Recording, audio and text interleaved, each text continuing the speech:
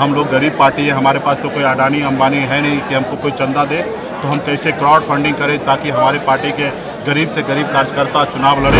इस बार निर्णय लिया कि 10 करोड़ रुपया पार्टी के फंड हम जमा करेंगे, क्राउड फंडिंग करेंगे, सभी जाति सभी धर्म के बीच में जाएंगे, पार्टी को मदद करने के लिए आह्वान करेंगे। और हमारी पार्टी आगामी बिहार में 60 सीट पर हम चुनाव लड़ेंगे, बाकी का सीट पर हमारे सहयोगी चुनाव लड़ेंगे। जहां हमारे सहयोगी लड़ेंगे वहां पे हम उनको मदद करेंगे, जहां हमारी पार्टी लड़ेगी वहां पे हमारे सहयोगी हमको मदद करें। हमारी सरकार बनने के बाद हमारी पार्टी की तरफ से deputy chief minister VIP party का होगा, तो ये भी हमारे आज के एजेंडा में पास हुआ है।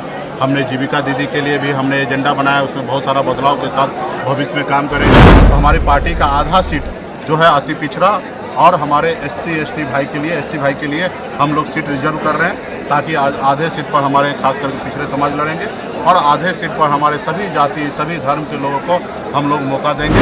कलर है, कई रंग है, सबको गले लगाने की समय है, जगह है। आपने देखा कि मेरा चेहरे पे पहला टीका किसने लगाया? मेरा एक अल्पसंख्यक भाई जो हमारे पार्टी के वरिष्ठ नेता है, इंजीनियर रहमान साहब, उन्होंने हमारे चेहरे पे पहला टीका लगाया। आप बताइए, ये ऐसा हमें भारत चाहिए? देखिए, ये पार्टी का राष्ट्रीय कार्यकारिणी का सम्मेलन था। वाल्मीकि नगर की धरती पर हम लोग चंपारण की धरती पर आकर राष्ट्रीय कार्यकारिणी का सम्मेलन किया। हजारों की संख्या में पूरे बिहार से, यूपी से, झारखंड से हमारे पार्टी के वरिष्ठ नेतागण, यहाँ पे पार्टी के वरिष्ठ नेतागण ही यहाँ पे उपस्थित हुए हैं और सभी लोग मजबूती से राष्ट्रीय कार्यकारिणी में 2 दिन तक अपनी बात को रखे। बहुत सारे क्षण के एजेंडा आया, उस एजेंडा पे हम लोगों ने निर्णय लिया और रात में हमने उस पर प्रपोजल बना के आज आप सभी के सामने में हम लोगों ने एजेंडा को पेश किया और सर्वसम्मति से पार्टी के जितने भी वरिष्ठ नेतागण हैं, कार्यकर्ता है, वो सभी लोगों ने मोहर मारा कि आगामी चुनाव में हम लोग की पार्टी किस तरीके से गांव लेवल पे जाकर वीआईपी पार्टी गांव की ओर चलकर कैसे मैक्सिमम सदस्यता अभियान हम चलाएं, कैसे चुनाव से पूर्व ही 50 जगह सम्मेलन, निषाद सम्मेलन और वीआईपी पार्टी का सम्मेलन कैसे 50 जगह किया जाए। हम लोग गरीब पार्टी है, हमारे पास तो कोई अडानी अंबानी है नहीं कि हमको कोई चंदा दे, तो हम कैसे क्राउड फंडिंग करें ताकि हमारी पार्टी के गरीब से गरीब कार्यकर्ता चुनाव लड़े और उनके लिए तो हम लोग कैसे पैसा मुहैया कराएं। तो हमने इस बार निर्णय लिया कि 10 करोड़ रुपया पार्टी के फंड हम जमा करेंगे, क्राउड फंडिंग करेंगे, सभी जाति सभी धर्म के बीच में जाएंगे, पार्टी को मदद करने के लिए आह्वान करेंगे और हमें पूरा विश्वास है कि एजेंडा में जनता हमें मदद करेगी, तो ताकि पार्टी के ज़्यादा से ज़्यादा लोग चुनाव लड़ें और हमारी पार्टी आगामी बिहार में 60 सीट पर हम चुनाव लड़ेंगे, बाकी का सीट पर हमारे सहयोगी चुनाव लड़ेंगे। जहां हमारे सहयोगी लड़ेंगे वहां पे हम उनको मदद करेंगे, जहां हमारी पार्टी लड़ेगी वहां पे हमारे सहयोगी हमको मदद करें। तो हमारे 60 सीट पर हम लोग चुनाव लड़ेंगे। हमारी पार्टी का मुख्य है कि हमारी सरकार बनने के बाद हमारी पार्टी की तरफ से deputy chief minister VIP party का होगा, तो ये भी हमारे आज के एजेंडा में पास हुआ है। हमने जीविका दीदी के लिए भी हमने एजेंडा बनाया, उसमें बहुत सारा बदलाव के साथ भविष्य में काम करेंगे। हमारे निषाद समाज का आरक्षण के लिए भी जो हम वर्षों से लड़ाई लड़ रहे हैं, उसके लिए भी एजेंडा पास हुआ है कि हमारे पहली कैबिनेट से हम उस एजेंडा पे काम करेंगे। हमारे निषाद मछुआरा समाज के जो गंगा जी है उस पर दूसरे का अधिकार चला गया, उस पर हम लोग काम करेंगे कि उसको कैसे अधिकार दिलाना है, कैसे निषाद समाज को इंश्योरेंस के ज़रिए उनके मदद हम लोग कर सके ताकि उनको गंगा जी में या कहीं पे जाने के बाद उनका मृत्यु होने पे कैसे उनके परिवार को लाभ मिल सके, उस पर हम लोग काम करेंगे। और इसी तरीके से 14 एजेंडा पे बात हमने किया रखा है और सभी लोगों का समर्थन हमें मिला है।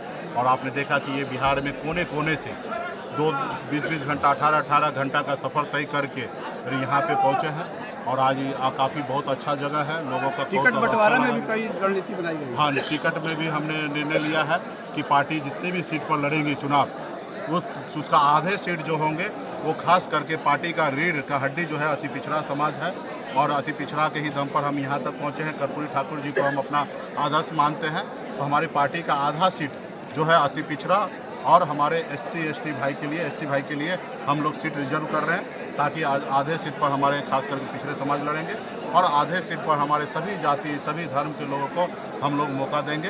क्योंकि आपने पूर्व में देखा कि पार्टी में जो हमने बहुत सारे लोगों को टिकट दिया और चुनाव जीत के दूसरी जगह भाग गए, तो इस बार हम लोग चाहेंगे कि पार्टी के जो वर्कर है, कार्यकर्ता है, जो पिछले 11 सालों से सपना देखे हैं पार्टी को इस मुकाम तक मंजिल तक पहुँचाए हैं, तो इस बार हम चाहेंगे कि उनको ज़्यादा से ज़्यादा मौका दें और इसके लिए जनता के बीच में हम लोग क्राउड फंडिंग भी करेंगे। यानी कि तय हो गया है कि बिहार में तेजस्वी मुख्यमंत्री और मुकेश सहनी मुख्यमंत्री। ये हमारी पार्टी का एजेंडा है, बाकी महागठबंधन का प्लेटफॉर्म होगा, बहुत सारा चीज़ जो है महागठबंधन के प्लेटफॉर्म पे तय होगा। ये हमारी अपनी पार्टी के लिए हमने डिसीजन लिया है। बाकी बहुत सारी चीज़ें जो होंगे वो महागठबंधन का संयुक्त हमारा घोषणा पत्र होगा, सभी जाति धर्म के लिए होगा, युवा के लिए होगा, किसान के लिए होगा, एक संयुक्त घोषणा पत्र होगा।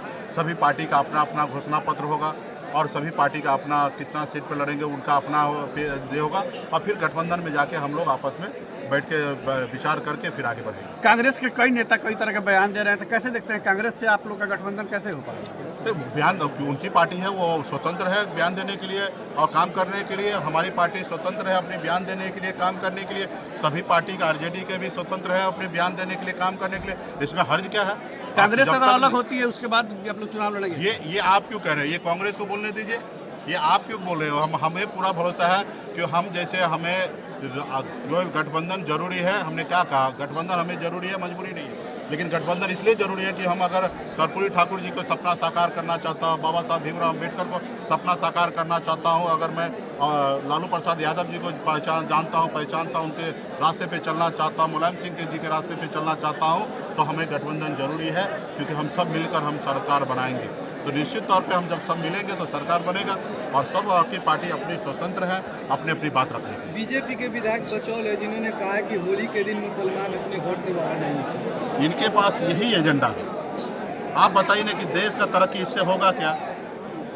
ये बोलने से अगर हमारे देश का तरक्की है तो बोलिए हम भी कल से बोलना चालू कर दें। इससे तो हमारे देश पूरे दुनिया में, अरब कंट्री में हमारे देश को क्या देखा जा रहा है? जब अरब कंट्री में जब हमारे हिंदू भाई जाता है तो उनको भी ये बचौल के जैसे उनको भी देखा जाता है। तो नफरत फैलाने की राजनीति ना करें, भाईचारा की बात करें। होली है, कलर है, कई रंग है, सबको गले लगाने की समय है, जगह है। आपने देखा कि मेरा चेहरे पे पहला टीका किसने लगाया?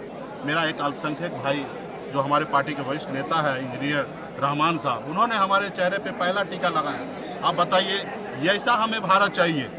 तो ये लोग बेवजह से देश को तोड़ने वाली बात करता है। ऐसे लोगों से आपको और हमको और समाज को बचने की आवश्यकता है। बहुत बहुत धन्यवाद।